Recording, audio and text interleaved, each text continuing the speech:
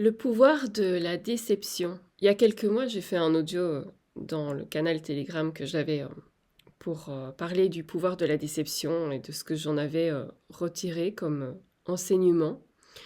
Et aujourd'hui, j'avais l'élan d'en faire une vidéo parce que, ben voilà, on réexpérimente peut-être avec un autre niveau de conscience parce qu'on l'a déjà expérimenté auparavant, on a perçu l'enseignement. Et on s'est dit, OK, ben, je vais mettre en pratique ça.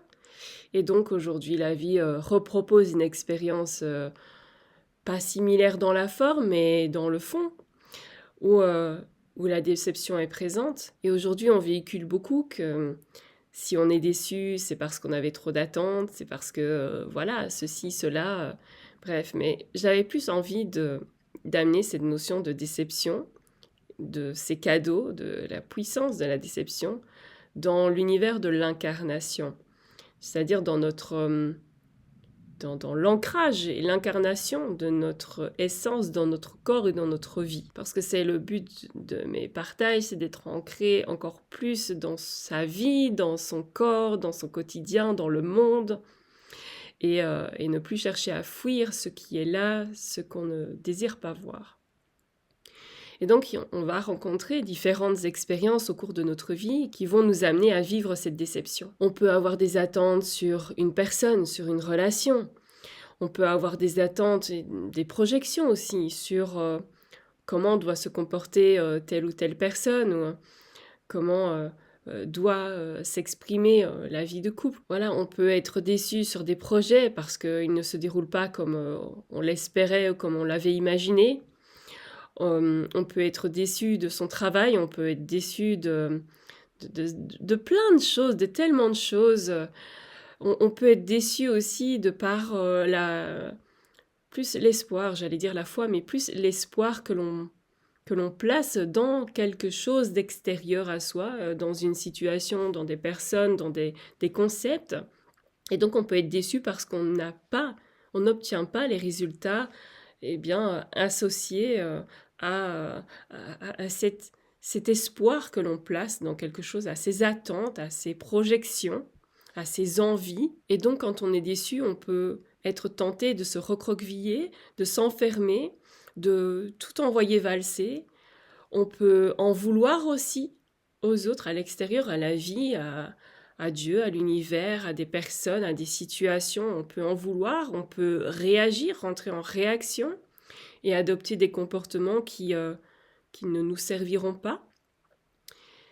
Et ce que personnellement j'ai expérimenté et qui m'a permis aussi de vivre cette déception-là différemment, peut-être avec plus de profondeur et d'intensité, de présence, c'est de me rendre compte que à chaque fois que j'ai été déçue, en fait, ça m'a comme ouvert les yeux. Ça m'a ouvert les yeux et ça m'a permis de revenir dans ma vie. C'est comme si toutes les projections et les attentes étaient des parts de moi que je projetais vers l'extérieur. Donc des parts de moi dont j'ai besoin, mais qui n'étaient plus à ma disposition. Et donc à chaque fois que la déception était présente, eh bien, c'est comme si je récupérais ces parts. Et donc c'est comme si on devenait un peu plus entier, comme si on se solidifiait un peu plus. Et ce sentiment-là nous amène à nourrir et à développer un ancrage beaucoup plus important. Et comme je l'ai mentionné dans la vidéo sur l'ancrage, il y a plein de dimensions dans l'ancrage et on peut s'ancrer dans toutes ces dimensions. Donc ça demande d'explorer différentes parts de soi pour pouvoir intégrer, ancrer, incarner ces dimensions-là de nous. Des dimensions plus subtiles, des dimensions un peu plus éthérées, voilà, de nous, dans notre vie pour être encore plus présent dans notre vie, dans la vie, dans le monde, être présent aux autres, être présent face aux expériences qui nous sont proposées pour ne pas les fuir, pour trouver la beauté et la justesse, l'enseignement, la sagesse dans les expériences que nous vivons. Autant vivre cette déception-là peut nous fendre le cœur, elle peut générer des sentiments de colère, de tristesse, de dégoût, de résignation.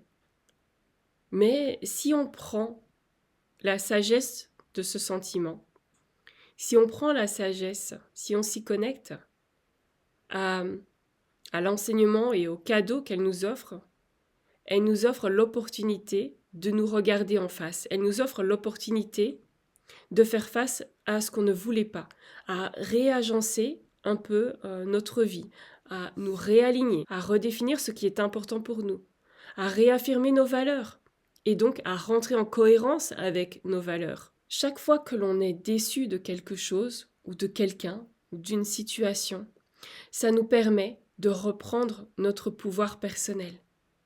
Et donc, on est un peu plus solide à l'intérieur, de plus en plus solide. Et quand je dis on est de plus en plus solide, c'est un ancrage, une incarnation de plus en plus présente, de plus en plus... Les mots me manquent. C'est comme si nous avions plus d'aplomb.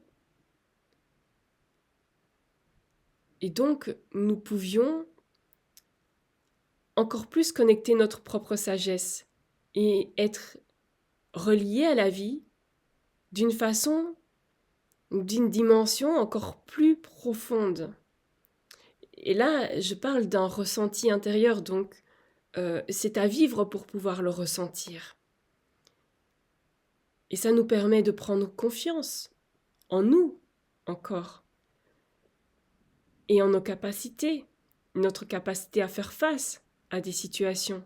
La déception est un merveilleux cadeau que la vie ou que les autres nous offrent pour revenir à nous et nous remettre au centre de notre vie, pour reprendre le pouvoir que l'on a peut-être délaissé à l'extérieur, justement, en espérant que telle ou telle personne change, qu'une situation change, évolue ou en notre faveur, ou nous apporte le résultat qu'on espérait, qu'on attend. Et donc, toutes ces parts que l'on projette à l'extérieur de soi, elles nous reviennent.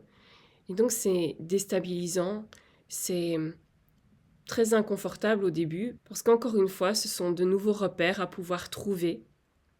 Et il nous faut un petit temps pour rester avec ces nouveaux points de repère, avec ce nouveau soi, avec cette nouvelle vision de la vie, cette nouvelle vision de ce qu'on est capable de faire et donc de ce qui nous est demandé de faire. Donc ce ne sera pas d'attendre encore que quelqu'un fasse les choses à notre place ou que la vie fasse les choses à notre place, mais de pouvoir nous mettre au mouvement, de nous mettre en action pour obtenir les résultats que l'on souhaite, avec une dose de foi, avec une dose de créativité et de résilience, parce que la vie vous offre le miroir de votre propre pouvoir. Et donc si les choses ne se passent pas comme vous l'espériez, comme vous attendiez, si vous espériez que les choses soient prises en charge pour vous, en fait, c'est pas un cadeau parce que ça vous enlève votre responsabilité. Et donc là, la vie vous retourne votre responsabilité. Pas dans le sens que vous avez toutes les responsabilités à prendre de votre vie parce que tout ne dépend pas de nous, évidemment. Mais il y a des choses qui dépendent de nous.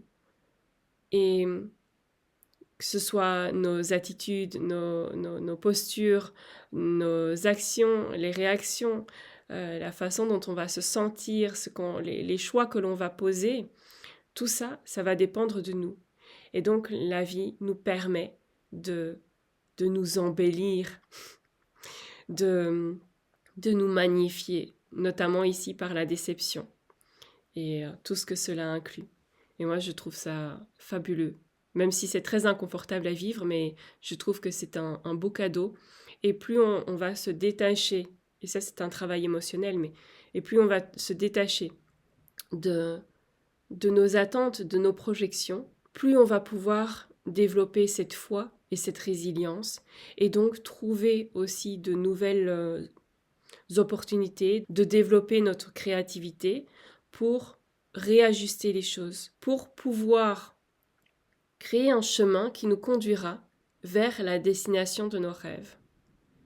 Et donc ça demande quand même une certaine souplesse, une certaine malléabilité, de pouvoir rebondir sans réagir, mais avec justesse dans chaque situation où la déception est venue nous rencontrer. Je ne sais pas ce que vous pensez de la déception et comment vous vivez la déception, mais voilà, c'était une proposition de regard différent sur la déception et les cadeaux qu'elle nous offre pour notre incarnation présente. Voilà, on se retrouve bientôt pour de nouveaux partages.